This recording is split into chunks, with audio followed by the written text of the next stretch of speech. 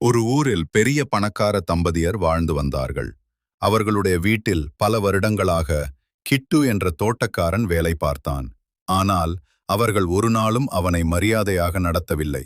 டே கிட்டு, வாடா, போடா என்றே பேசுவார்கள். சாப்பாடு கூட வீட்டுக்கு வெளியே உட்கார வைத்து தருவார்கள்.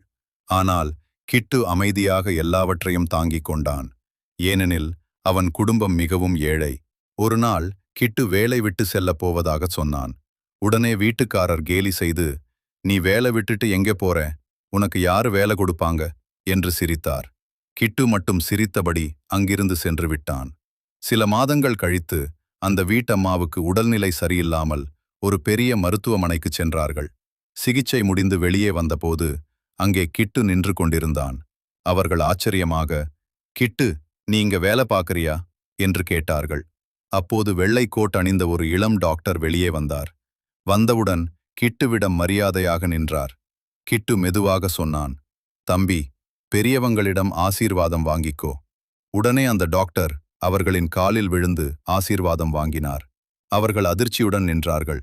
கிட்டு கண்களில் கண்ணீருடன் சொன்னான், இவர் என் மகன். நான் தோட்டக்காரன்தான். ஆனா என் பையனை டாக்டர் ஆக்கணும்னு கஷ்டப்பட்டேன். அந்த நிமிஷம்தான் அவர்கள் தங்களுடைய தவறை உணர்ந்தார்கள். ஒரு மனிதனின் வேலையை வைத்து அவனை மதிப்பிடாதீர்கள்.